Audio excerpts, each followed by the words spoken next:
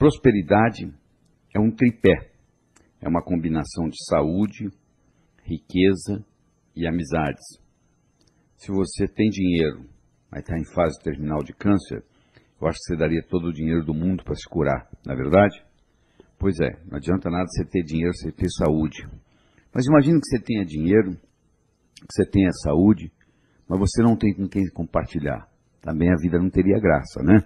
Então essa combinação de saúde, riqueza e amizades é que faz a verdadeira prosperidade. Claro que dentro da riqueza está o aspecto do sucesso financeiro. Sucesso financeiro é quando você nunca faz nada por causa do dinheiro, ou deixa de fazer algo que você goste por falta de dinheiro. Se você está fazendo coisas na sua vida que você não gostaria de fazer por causa do dinheiro, ou deixando de fazer coisa que você gostaria de fazer por falta de dinheiro, você ainda não atingiu esse nível do sucesso financeiro, da independência financeira. Nós temos 4 níveis financeiros.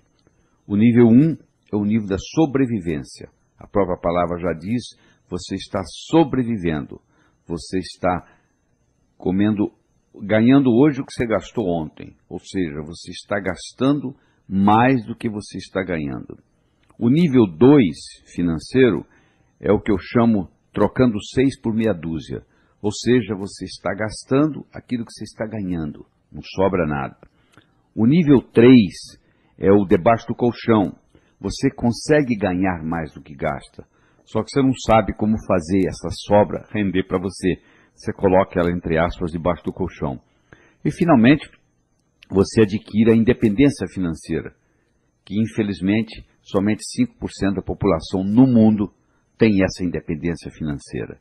Então, o que nós vamos discutir aqui é como você adquirir a consciência da prosperidade para você fazer o dinheiro trabalhar para você, em vez de você trabalhar para o dinheiro.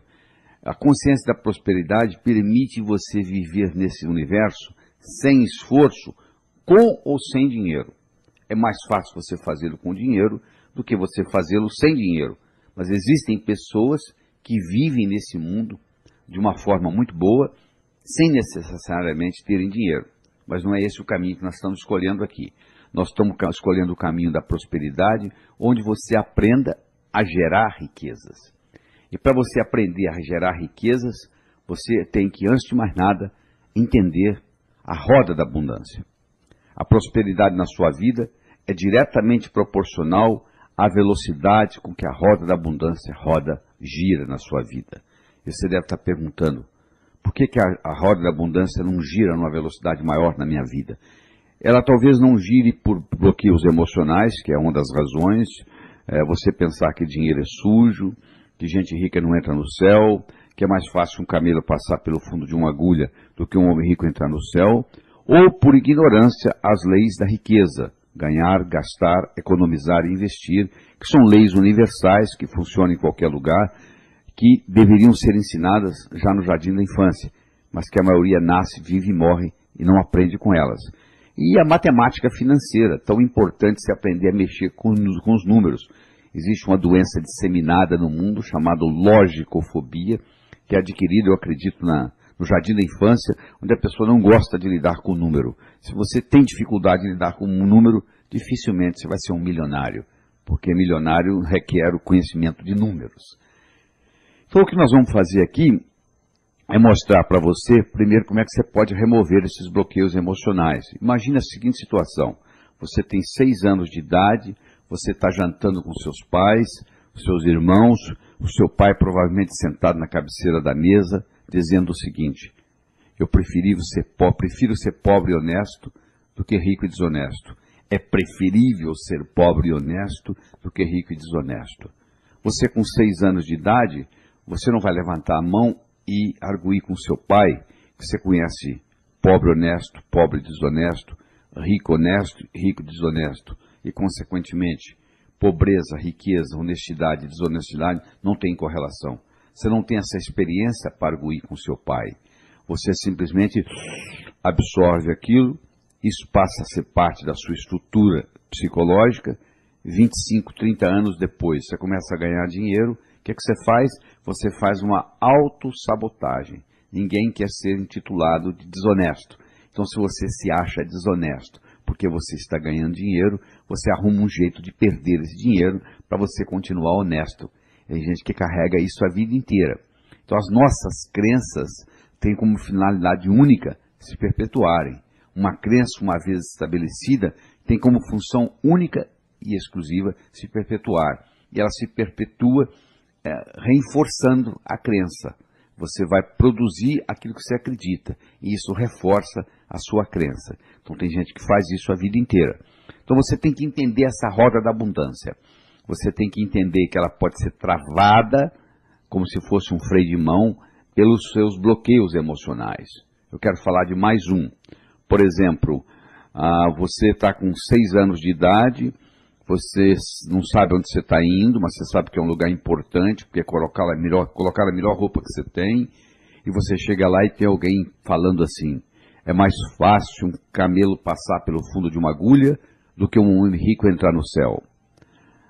Terminou lá o sermão, o seu pai e sua mãe levam você ao zoológico, você vê aquele animal enorme, e você pergunta para eles o que é aquilo, e eles dizem: aquilo ali é um camelo. Você chega em casa, você abre a gaveta de costura da sua mãe, você pega uma agulha, você olha na agulha e você diz: eu quero ser pobre. Só que você esqueceu que você falou isso.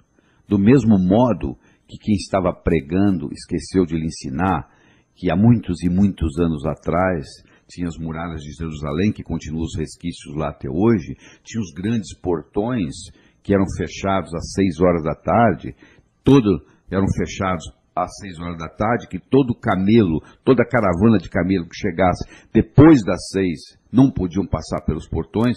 O único jeito de entrar na cidade de Jerusalém era através do fundo de agulha, que era uma portinhola feita para camelo passar, só que um camelo, para passar pelo fundo de agulha, ele tem que passar de joelhos e descarregado. Passar de joelhos não é muito difícil para um camelo, e sem carga. E a simbologia aí é que para entrar no reino dos céus, você tem que entrar humildemente e sem a sua carga material. Caixão não tem gaveta, mortalha não tem bolso. Tudo que você, entre aspas, tem, na realidade você não tem. Você está tomando conta, porque se você morre, tudo isso fica aí. Você vai levar apenas a sua experiência de vida. Então, isso é verdade, que para entrar no reino dos céus você vai entrar sem os bens materiais. Mas não é verdade que se você tiver bens materiais, você não entra no reino dos céus. Eu acho que é até o contrário. Se você souber trabalhar bem com esse instrumento chamado dinheiro, isso facilita até a sua espiritualidade. Uma corda é uma corda. Você pode usá-la para enforcar alguém ou para salvar alguém do abismo. Intrinsecamente, a corda não é boa nem ruim. Uma faca é uma faca. Você pode usá-la para passar manteiga no pão ou para matar alguém. Intrinsecamente, a faca não é boa nem ruim. O dinheiro é um instrumento que, quando bem usado, é um caminho para a espiritualidade. Então você tem que entender isso. Você tem que entender que não tem nada errado em você ganhar dinheiro. Agora, você tem que entender que também você não vai levar nada daqui. Você tem que fazer o dinheiro funcionar para você e para os outros. Então vamos entender melhor a anatomia e a fisiologia dessa roda da abundância. A roda da abundância tem 2 partes, o doar e o receber. Você não consegue rodar uma roda com a metade, tem que ter as 2. Tem gente que tem problema em doar, são muito egoístas. Tem gente que tem problema em receber, são muito soberbas. Tem gente que tanto tem problema em doar quanto em receber. Uma pequena minoria não tem problema nem em doar nem em receber.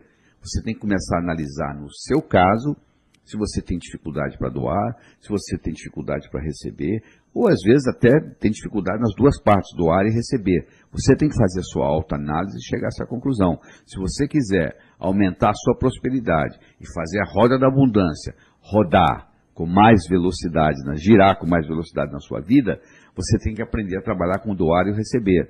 Essa analogia que eu faço para você é o jardineiro que chega para podar as plantas no jardim para fazê-las crescer. Olha que interessante. Quando você está podando, você está fazendo crescer. Então, quando você está doando, você está como se estivesse podando a árvore do dinheiro. Esse podar, entre aspas, da árvore do dinheiro, pode ser um doar na forma de generosidade ou pode ser um doar na forma de caridade.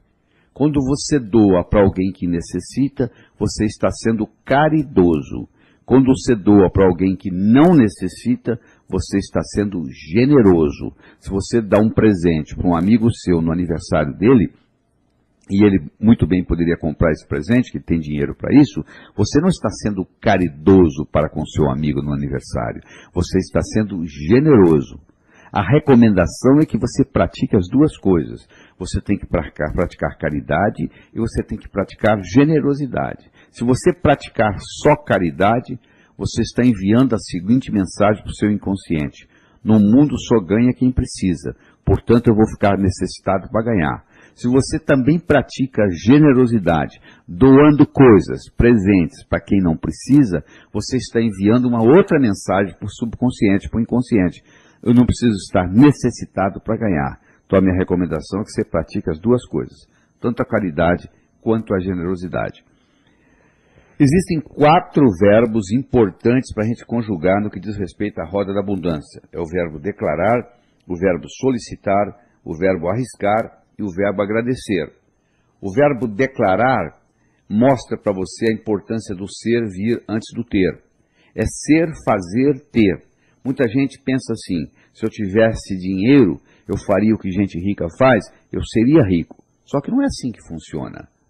Mais de 90% dos ganhadores na loteria, 10 anos depois, estão piores financeiramente do que antes de ganhar.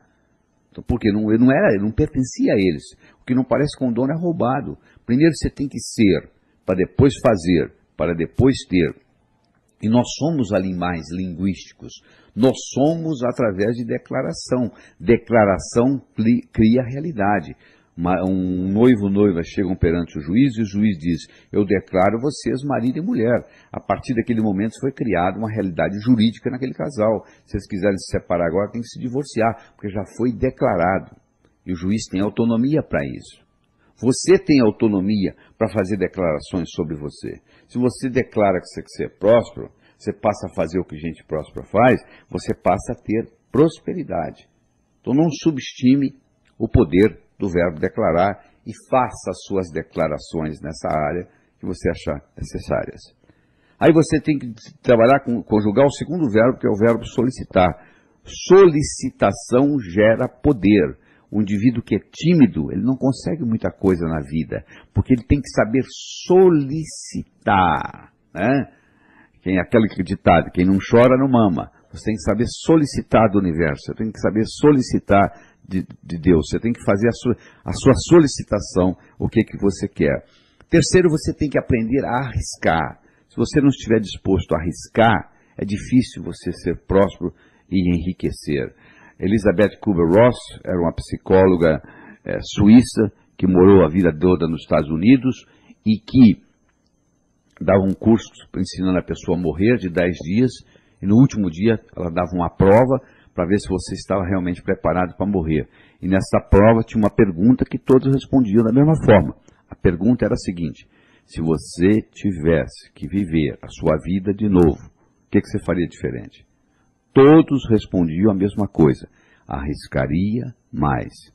Você que está aí me escutando, quando você tiver 90, 95 anos, e alguém lhe fizer a pergunta: se você tiver que viver a sua vida de novo, o que você faria diferente? Você também irá responder: arriscaria mais. Arriscar mais não é fazer besteira, é um risco calculado. O trapezista no circo, ele larga um trapézio para pegar o outro, mas ele dá uma olhadinha para ver se o outro trapézio está vindo. Mas naquele período que ele largou um para pegar o outro que já está vindo, ele passa por um momento de vulnerabilidade. Então tem gente que passa a vida inteira não querendo ficar vulnerável em momento nenhum, brigando por entre aspas, segurança, que na realidade não existe, né? Não existe segurança na vida, apenas oportunidades. Então você tem que conjugar mais na sua vida o verbo arriscar. E finalmente você tem que trabalhar com o verbo agradecer. Gratidão é a mãe de todas as outras virtudes. Se você observa, as pessoas em geral estão reclamando daquilo que tiveram e perderam, ou daquilo que gostariam de ter e não obtiveram ainda. Raramente se encontra uma pessoa dizendo assim, eu gostaria de ter isto e tenho, eu não gostaria de ter aquilo e não tenho. Eu gostaria de ter uma boa família e tenho, eu não gostaria de ter câncer e não tenho. Então você tem que aprender a agradecer aquilo que você tem para obter mais daquilo que você quer. Essa é a grande verdade. A gratidão funciona como um sistema de retroalimentação num processo cibernético. Então você tem que aprender a conjugar mais frequentemente o verbo agradecer. Então quando você trabalha com o verbo declarar, com o verbo solicitar, com o verbo arriscar e com o verbo agradecer, fica mais fácil você implementar mais velocidade no giro da sua roda da abundância. Nós estamos discutindo aqui aspectos científicos, aspectos filosóficos e aspectos psicológicos da prosperidade. Então, se você me permite, eu vou recordar com você o que é ciência. Ciência é o estudo da causa e efeito dos fenômenos naturais. Quando você está estudando causa e efeito, você está fazendo um estudo científico. Filosofia é o estudo dos pensamentos. E psicologia é o estudo do efeito dos pensamentos no comportamento das pessoas. Então nós vamos estar trabalhando aqui tanto aspectos científicos, quanto aspectos filosóficos, quanto aspectos psicológicos. Nós estamos desenvolvendo modelos. Então, por exemplo, a mente, você pode ter a mente como um modelo, onde a mente tem duas partes, o pensador e o provador. O pensador pensa, o provador prova. O pensador só pensa, não faz mais outra coisa, ele pensa. E o provador pensa o que o pensador provou. Se você vem pensando assim, dinheiro é difícil, você está certo, dinheiro é difícil. Se você vem pensando dinheiro é fácil, você também está certo, dinheiro é fácil. Henry Ford dizia o seguinte, se você pensa que pode, ou se você pensa que não pode, de qualquer jeito você está certo. Essa é a grande realidade. De qualquer jeito você está certo. Então, pensando de um jeito ou pensando do outro, o provador vai provar. O provador vai provar como? O provador vai provar manifestando no universo físico, incluindo a sua conta bancária. Então, o grande segredo da prosperidade, o segredo de chegar lá, a qualidade de estar lá. Eu vou explicar melhor para você isso. Imagine que é sexta-feira, 18h30, você acabou de chegar do seu trabalho, você liga a sua televisão, você está assistindo um programa de televisão e de repente começa a aparecer o resultado da loteria. E por coincidência você comprou um bilhete, você tira o bilhete do bolso e o bilhete é um bilhete premiado. O número que aparece na televisão é o número do seu bilhete. Você acabou de ganhar $1 milhão. Só que é sexta-feira, 18h30, você não vai poder descontar esse bilhete até segunda-feira de manhã. Mas você vai passar um final de semana diferente, não vai? E você tem apenas um papel no bolso. Você vai dizer, mas é um papel premiado. Eu tenho um bilhete premiado no bolso. Eu sei, mas não deixa de ser um papel, não é verdade? Mas você passa um final de semana diferente, porque na segunda-feira você vai transformar este bilhete em $1 milhão.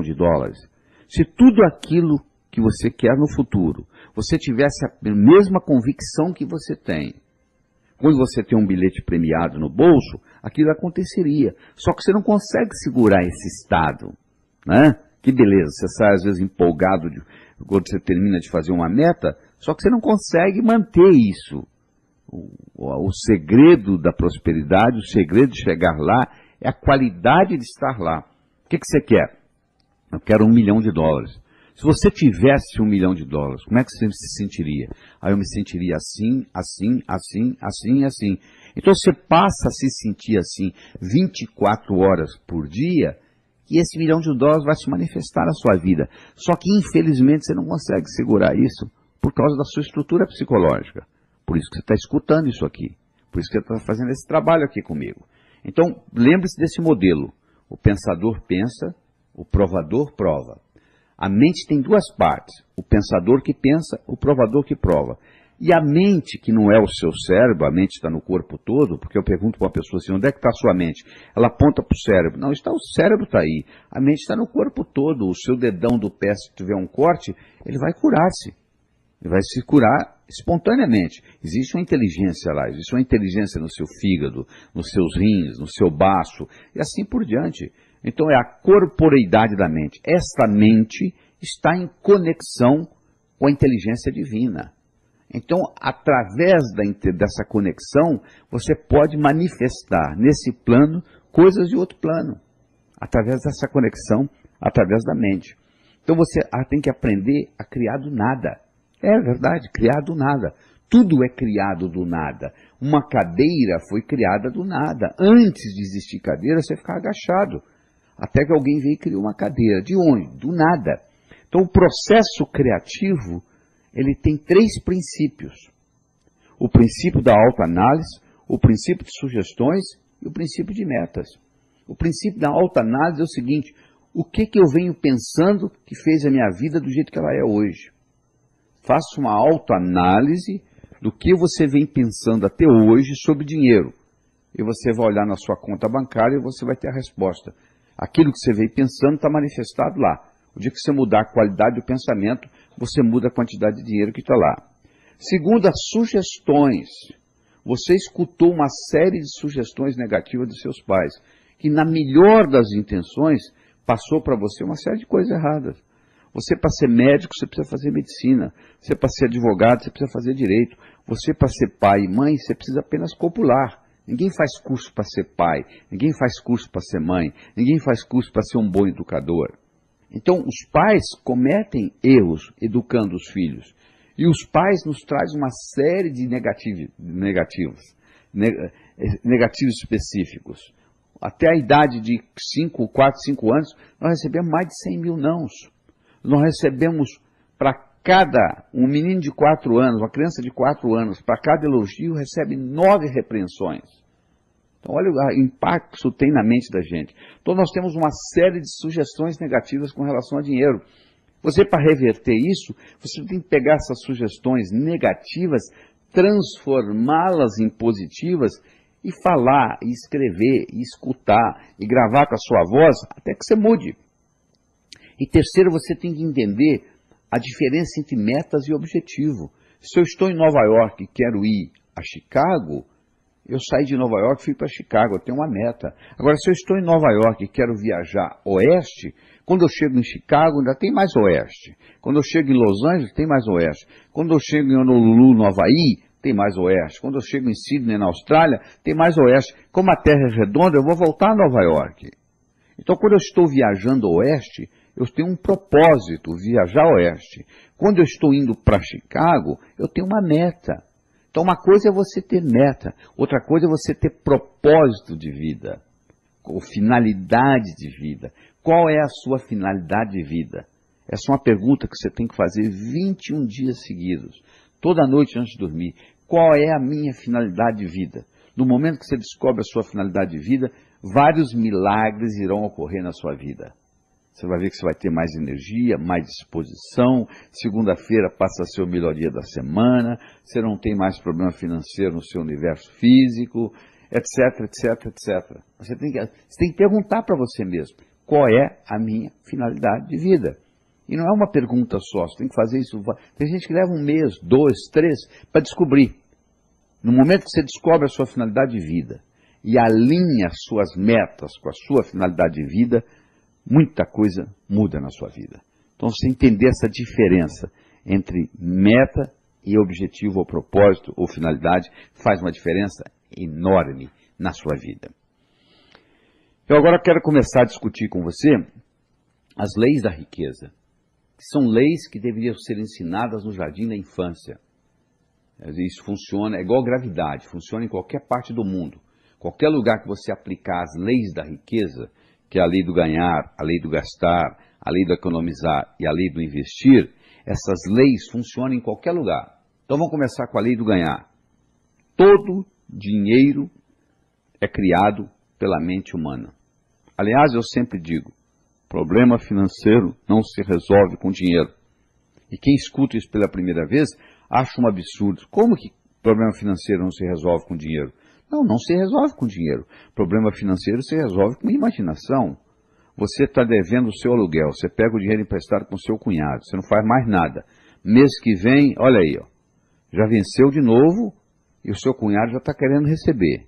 A sua empresa não está indo bem. Você vai ao banco e pega dinheiro emprestado e não faz mais nada. No mês seguinte, olha lá, ela continua não indo bem, você agora deve o capital e os juros. O Brasil vai lá e pega dinheiro emprestado com FMI e não faz mais nada. Olha que interessante. Cada vez que o Brasil pega dinheiro emprestado com FMI, nós nos tornamos mais súditos do imperialismo. É uma neocolonização. Não são barcos atracando em nossas praias. É uma neocolonização econômica.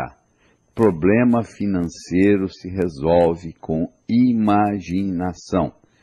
Tudo que existe no universo físico, pode olhar aí, onde você está escutando esse material, olha aí, escolha o que você quiser. Esse objeto que você escolheu, primeiro passou pela mente de alguém. Primeiro passa pela mente da pessoa, para depois chegar no universo físico. O processo criativo ele é duplo. Ele primeiro acontece na mente. A riqueza é a mesma coisa. Você acha que você vai andando na rua e um dia a riqueza vai cair na sua cabeça? Não, não é assim que vai funcionar. Você primeiro tem que criar essa riqueza na cabeça. Essa é a lei do ganhar. A segunda lei é a lei do gastar. O valor do dinheiro é determinado pelo comprador e vendedor em cada transação. Isso é importante você entender isso. Você está lendo o jornal domingo de manhã. Está o anúncio lá de um carro que você gostaria de comprar, só que está caro.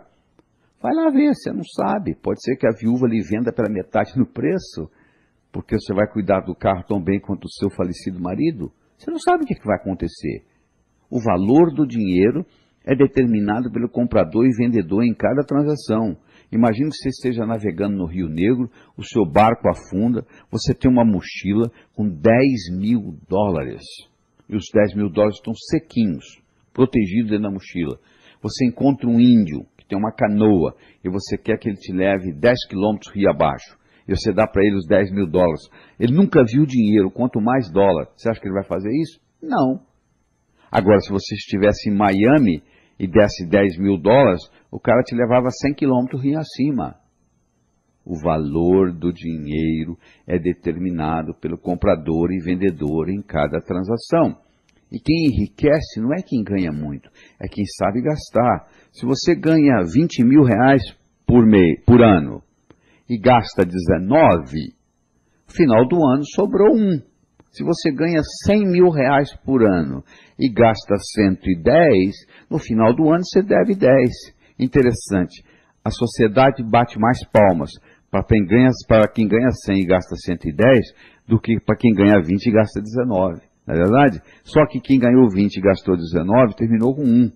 E quem ganhou 100 e gastou 110 terminou devendo 10. Está numa situação muito pior. Então você tem que aprender a gerenciar suas despesas, que nós vamos discutir um pouquinho mais para frente. Terceiro, é a lei do economizar. É você saber economizar. Primeiro criando o conceito que eu chamo de dízimo pessoal. Você tem que pegar 10% que você ganha e guardar para você. Você já observou o que acontece? Chega no final do mês, você paga todo mundo. Você só não paga uma pessoa. Você que ganhou. Interessante, né? Você paga o dentista, a prestação do carro, a universidade. Você só não paga a escola das crianças. Você só não paga uma pessoa. Você que ganhou. Isso tem que ser revertido. Você tem que fazer o dízimo pessoal. Você tem que pegar 10% e guardar. Se você estiver pensando assim, mas eu já ganho tão pouco. Bom, se você ganha pouco, 10% não é quase nada. Em outras palavras, você pode viver com 90% que você ganha. Porque tem gente que vive com muito menos que você ganha. Então você pode viver com 90%. Quando você começa a economizar esses 10%, ocorre uma mágica na sua vida. Porque você está enviando para o subconsciente a seguinte mensagem. Eu vivo num universo abundante, tenho o suficiente e sobra. O seu subconsciente começa a viver um ambiente de prosperidade. Isso é muito importante. E se você está pensando assim, mas eu já ganho, eu já guardo 40%. Ótimo, mas separa os 30 dos 10, porque esses 10 vão criar um imã de dinheiro. A palavra dízimo vem de 10. Em todas as religiões do mundo, o dízimo é 10%. porque da Cábala, o 10, o 1 significa criatividade, iniciar, e o 0 significa mais. Então você tem esses 10% que você vai economizar de dízimo pessoal, esse dinheiro você nunca pode usá-lo em nada perecível ou roubável. Você tem que guardar até um certo ponto, e aí você compra uma propriedade, um lote, o que seja. Mas você não pode comprar em coisas perecíveis ou roubáveis, porque isso vai criar o imã do dinheiro. Se você abrir a torneira da sua casa, sai água. Para onde que vai a água? Vai para o esgoto. O esgoto vai para o rio. O rio vai para o mar. Para onde vai a água, então? Para onde tem água. E ódio, para quem tem ódio. E amor, para quem tem amor. E dinheiro, para quem tem dinheiro. O dinheiro não vai para o pobre. O dinheiro vai para quem tem dinheiro. Você vai no banco e fala para o gerente, pelo amor de Deus, eu estou apertado e me empresta dinheiro.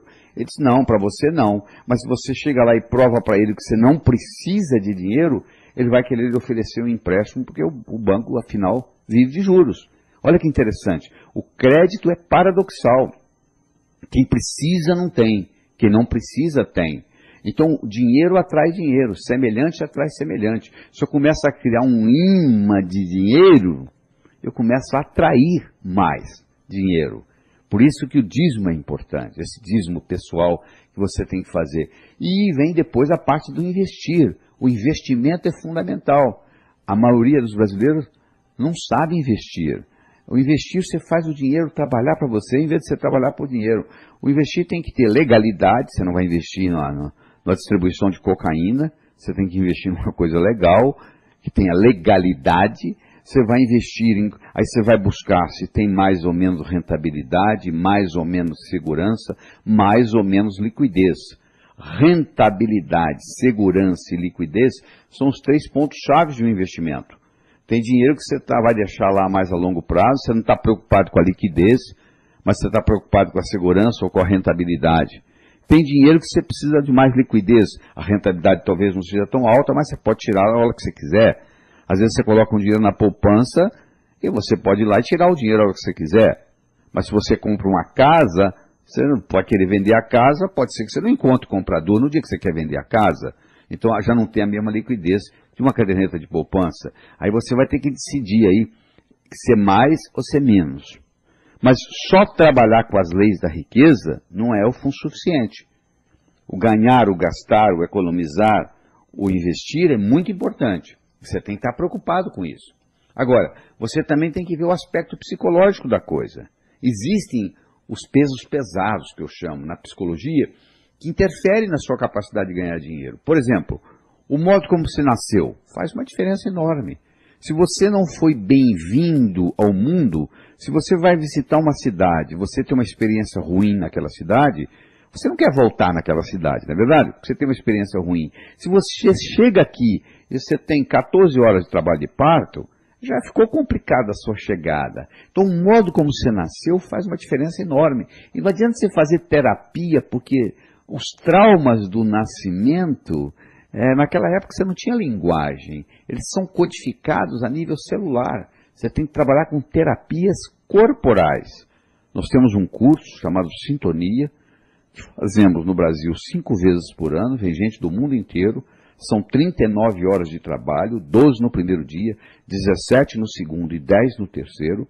Fazemos no Hotel Fazenda, é uma sexta, sábado e domingo, e as pessoas vêm, fazem essa sintonia, e na primeira noite nós transformamos a sala, que é enorme, num grande útero, onde nós colocamos uma música alta, que foi gravada em Atlanta, Geórgia, por um dispositivo colocado dentro do útero de uma mulher grávida. Então o som que você escutava quando você estava no útero da sua mãe é jogado naquela sala. Nós colocamos essência, que dá um aroma de maternidade, de lavanda, e nós fazemos uma respiração, onde você respira, inspira, expira, inspira, expira, e você cria o que em medicina nós chamamos de uma alcalose respiratória, e você volta à sua vida intrauterina.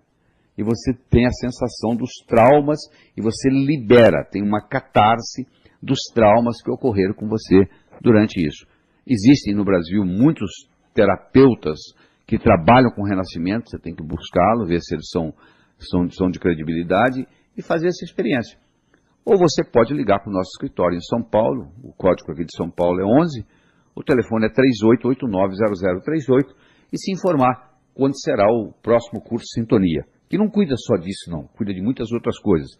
Nos 2 primeiros dias, nós trabalhamos com a parte pessoal, lavamos a sua alma, e no terceiro dia lhe damos uma visão empresarial. Então esse é o problema do nascimento. O segundo é a síndrome da desaprovação dos pais.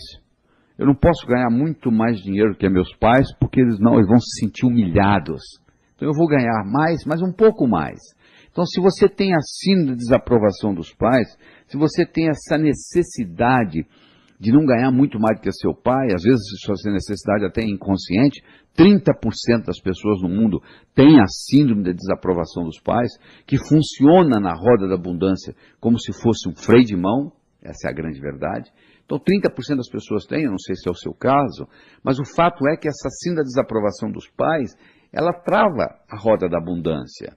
E você tem que trabalhar isso psicologicamente primeiro, para depois saber usar inteligentemente as leis da riqueza, o ganhar, o gastar, o economizar e o investir.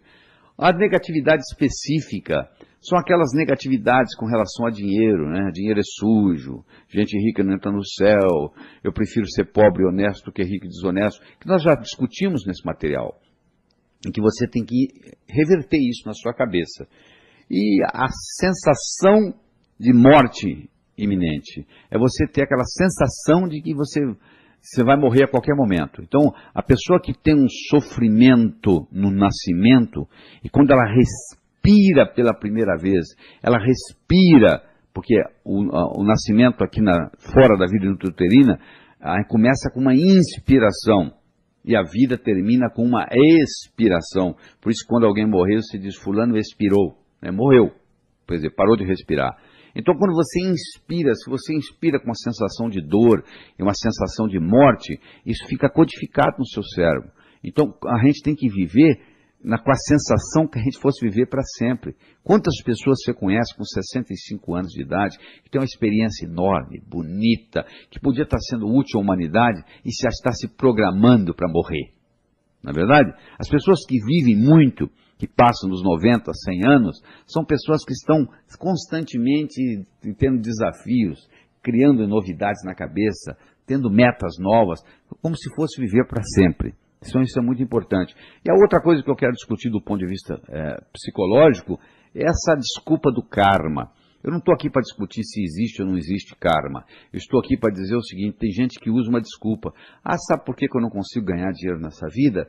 Por causa do meu karma. Para você eu gostaria de dizer o seguinte, se a sua vida passada fosse mais importante do que essa, você estaria vivendo a vida passada e não esta. Eu acho que mais importante do que karma, mais importante do que tudo, é o nosso livre-arbítrio. Isso nós temos. A cada momento você tem direito de ir para a esquerda ou para a direita, ou ir em frente ou voltar. Esse livre-arbítrio é uma característica que nem Deus tira da gente. Cada um tem seu direito ao livre-arbítrio. Eu acho que se você tivesse vindo aqui para viver exatamente uma história já totalmente escrita, na minha opinião, seria uma sacanagem cósmica. Na realidade, nós somos co-criadores da nossa existência. E eu gostaria de discutir com você ainda alguns mitos populares. Quando eu digo mito, é porque falta causalidade. Existe uma diferença entre casualidade, que quer dizer por acaso, e causalidade, que tem uma causa. Então as pessoas confundem uma coisa com a outra. Por exemplo, tem pessoa que pensa que para ganhar dinheiro você tem que trabalhar muito, que não é verdade. Você tem que trabalhar inteligentemente. Uma vez em Brooklyn, New York, um indivíduo ficou milionário aos 65 anos de idade. E quem estava entrevistando ele para a televisão perguntou para ele assim, por que o senhor ficou milionário aos 65? Por que não aos 55? Por que não aos 45? E ele respondeu, estava tão ocupado trabalhando que eu não tinha tempo de ganhar dinheiro. Olha que resposta profunda. Às vezes o sujeito está tão obcecado com o que ele está fazendo no dia a dia, que ele não tem tempo de dar um passo para trás e ver a coisa numa perspectiva maior. Não sei se esse é o seu caso, mas às vezes é importante tirar férias. Às vezes você volta das férias renovado e com ideias novas. Então às vezes você está trabalhando muito e não está saindo do lugar. Então você tem que dar uma checada nisso. O outro mito é que eu não posso ganhar dinheiro e me divertir ao mesmo tempo. O sujeito fala assim, durante a semana eu trago o leite das crianças, agora sábado e domingo eu faço o que eu quero. Meu amigo, o que você faz por diversão, alguém faz por profissão. Isso eu posso lhe garantir. Eu não sei qual é o seu hobby, mas eu posso lhe garantir que aquilo que você faz por diversão, alguém faz por profissão. O que você gosta de fazer? Jogar tênis? Tem gente que é instrutor de tênis. Então o ideal é você pegar um hobby, transformá-lo em profissão. Nunca mais você vai trabalhar. Você vai estar sempre se sentindo de férias. Então o ideal é você ter uma profissão que você não precisaria receber para estar feliz. E cobrar, e fazer aquilo. Aí você vai estar sempre satisfeito, porque vai estar fazendo o que você gosta. Você tem que fazer o que você gosta e gostar do que você faz. Tem que ser as duas coisas. Porque por melhor que seja o que você está fazendo, esse é o filé mignon. Sempre vão ter outras coisas. Eu adoro dar conferências, mas eu tenho que viajar pelo mundo dando conferências. Nem sempre é agradável estar esperando voos atrasados nos aeroportos. Mas quando eu começo a ficar chateado com isso, eu me lembro o seguinte: opa, isso faz parte da minha vida, eu quero ir lá, então isso aqui é o preço que eu estou pagando. Aí fica mais ameno, aí eu vou ler um livro de uma forma mais agradável, na sala VIP, esperando pelo o voo que está atrasado. Então eu tenho que incorporar o seguinte: eu não vou poder trabalhar com filé mignon o tempo todo. Mesmo fazendo o que eu gosto, vai ter coisa que eu não vou gostar tanto, mas eu tenho que gostar daquilo que eu estou fazendo, porque aquilo me complementa para outro. Terceiro mito é a ocupação. Sabe por que eu não ganho dinheiro? Porque eu não tenho a profissão do meu irmão. O que seu irmão é?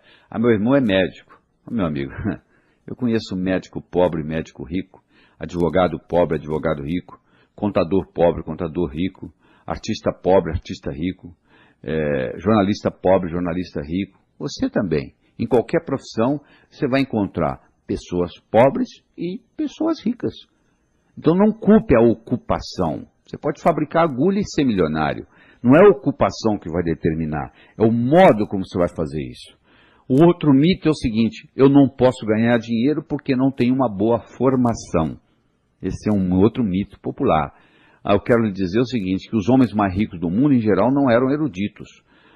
Thomas Edison teve 3 meses de educação formal, Henry Ford, 2º ano de ginásio, o Bill Gates, que tem 3 recordes mundiais, acumulou 100 bilhões de dólares, o maior na toda a história da humanidade, fez isso num período recorde de 12 anos, e foi o homem mais jovem e mais rico do mundo, com 32 anos de idade. Ele próprio saiu para montar a Microsoft. Então, essa desculpa de que você não teve um curso superior não justifica nada. Pelo contrário, as pessoas que são demasiadamente intelectuais acabam não conseguindo pagar as contas no final do mês. Se você tem um parente, um conhecido, um vizinho que é muito intelectual, a família acaba ajudando ele para pagar as contas. Então, eu não estou desestimulando você a estudar. Eu estou dizendo que o estudo por si não é suficiente. Você não faz um bolo só com farinha, nem só com manteiga, nem só com ovos. São ingredientes. O estudo, o conhecimento pode ser até um ingrediente, mas só ele não resolve. Se fosse assim, os intelectuais todos seriam milionários. Não é verdade? Então isso é um mito popular. Outro mito popular é que, mas não tem dinheiro suficiente para todos. O Brasil está só crescendo, poxa. O poder aquisitivo da humanidade hoje é 4 vezes 10 elevado a 15 bilhões de dólares. Então, olha só, como é que você explica isso? Na época da caverna, qual era a riqueza mundial? Praticamente nada. Agora você pega o produto interno bruto hoje no mundo, que é um absurdo, foi criado de quê? Pela mente humana. Então, é aqui no Brasil sim que nós temos que conversar nisso, porque se eu for falar de prosperidade lá na Suécia ou lá na Suíça, eles vão rir de mim. Você vai lá, está tudo pronto. Aqui está tudo por fazer. Então esse aqui que é o nosso paraíso das oportunidades. Todo estrangeiro que morou no Brasil sai daqui com o seguinte conceito: o Brasil é o paraíso das oportunidades. Só o brasileiro que não consegue ver isso. Então é aqui sim que eu tenho que falar, Porque primeiro e terceiro mundo não tem nada a ver com geografia, não tem nada a ver com topografia. Tem a ver entre o que você carrega entre o seu ouvido esquerdo e o seu ouvido direito. Então é importante você entender tudo isso. E é importante você entender o aspecto do ímã de dinheiro. Esse conceito que nós passamos para você do dízimo pessoal. Então olha só, nós já cobrimos muitas ideias aqui. Eu recomendo você escutar esse material várias vezes, porque nós começamos lá falando de prosperidade, de saúde, de riqueza, de amizade, falamos de sucesso financeiro, falamos de consciência de prosperidade, dos níveis financeiros, a sobrevivência, o trocar 6 por meia dúzia, o debaixo do colchão, a independência financeira, falamos da roda da abundância, falamos do doar, do receber, do declarar, do solicitar, do arriscar, do agradecer. Abordamos o aspecto da ciência, da filosofia, da psicologia. Apresentamos aquele modelo de mente, do pensador e do provador. O pensador pensa, o provador prova o que o pensador está pensando. Se você muda o seu pensamento, você muda a sua vida. Mostramos o processo criativo, onde você passa a ser co-criador da sua existência, onde você tem o princípio da autoanálise, você tem o princípio das sugestões, você tem o princípio de metas. Fizemos a diferença entre objetivo e meta. A meta é Chicago, o objetivo, o propósito é você viajar oeste, que você nunca vai chegar, você só cumpre o seu propósito na hora que você morrer. Se você estiver vivo, significa que você ainda está trabalhando com o seu propósito. Aí trabalhamos com as leis da riqueza, a lei do ganhar, a lei do gastar, a lei do economizar, a lei do investir. Toda a riqueza é criada pela mente humana. Você não vai caminhar na rua e a riqueza vai cair na sua cabeça. Se você quer enriquecer, você tem que aprender a criá-la você mesmo. Falando da lei do gastar, o valor do dinheiro é determinado pelo comprador e vendedor em cada transação. Mostramos que o que vale para um não vale para o outro. Falamos da importância da economia, de você saber economizar, de você separar os 10%, de você trabalhar com a generosidade, de você trabalhar com a caridade. Falamos a importância do investir, você colocar o dinheiro trabalhando para você, em vez de você trabalhar por dinheiro. Falamos da importância da liquidez, da rentabilidade, da segurança e, claro, da legalidade do seu investimento. Abordamos os aspectos psicológicos da prosperidade, falamos da importância dos traumas de nascimento que você tem que liberá-los com terapia que chama Rebirthing, criado pelo Leonard Orr, um discípulo de Freud. Falamos sobre karma. Aí discutimos mitos, uma coisa é casualidade, outra coisa é causalidade, que não são sinônimos. Trabalhar muito não é causa de riqueza, eu trabalho muito, então não é que eu não estou dizendo você para não trabalhar, mas acontece que só trabalhar não é suficiente, você deve procurar uma coisa que você gosta e fazer do seu hobby a sua profissão. Mais importante que a sua erudição é a sua competência de ação. Não adianta você estudar muito o que está no livro, você tem que colocar a coisa em prática. E você tem que, a sua formação não necessariamente o fato de você ter um nível superior, deixar de ter um nível superior, você vai ganhar mais ou menos dinheiro. E o universo é um lugar potencialmente abundante. Eu quero terminar aqui com a história. Era uma vez, no inferno, Lúcifer estava muito preocupado porque estava havendo uma crise, o número de pecadores estava diminuindo. Ele convocou uma reunião de marketing e começou a discutir e escutar conselhos e opiniões do pessoal. E um capeta mais antigo levantou a mão e disse: eu acho que lá na Terra nós temos que fazer o sujeito gastar mais. Porque para gastar mais ele vai ter que ganhar mais. Para ganhar mais ele vai ter que trabalhar mais. Ele vai trabalhar, ganhar, gastar, trabalhar, ganhar, gastar. A vida vai passar, ele não vai fazer nada, vai terminar aqui, não vai evoluir. Aí o Lúcifer falou: sua opinião é muito boa, mas eu quero escutar outros. Um outro capeta levantou a mão e disse: eu acho que lá no planeta Terra a gente deve fazer o ser humano só gostar do outro, só se preocupar com o outro, só fofocar sobre o outro, só cuidar do outro, não ter amor próprio, não cuidar de si próprio, não evoluir e terminar aqui. E o Lúcifer disse: a sua opinião também é boa, mas eu quero escutar mais. E um capetinho estagiário, um diabinho estagiário levantou a mão. Lúcifer olhou para ele com a cara feia, perguntou o que ele queria. Ele disse: eu quero dar uma opinião. Disse: qual é a sua opinião? Por que a gente não faz no planeta Terra o ser humano ter a pensar que ele vai viver para sempre? E Lúcifer então perguntou, e o que tem a ver pensar que vai viver para sempre e vir para o inferno, para o inferno? Ele disse, o sujeito vai pensar que vai viver para sempre, ele vai deixar o importante para amanhã, para amanhã, para amanhã, a vida vai passar, ele não vai fazer nada, não vai evoluir, vai terminar aqui. Diz que a face de Lúcifer se iluminou, ele disse, é isso que nós vamos fazer. Sabe o que o diabo fez? Ele colocou na mente de cada um de nós a semente da eternidade. Você pensa que seu primo vai morrer antes de você, que seu vizinho vai morrer antes de você, que seu chefe vai morrer antes de você, mas você não. Você vai ficar aqui para a eternidade. Aí sabe o que você faz? Como a maioria dos que já morreram, você vai deixando para amanhã, para amanhã, para amanhã. Se você fosse um cemitério e conversasse com quem, entre aspas, está morando lá, eles iam dizer que a vida foi curta, que não deu tempo de fazer o que eles tinham que fazer. Você está escutando esse material todo.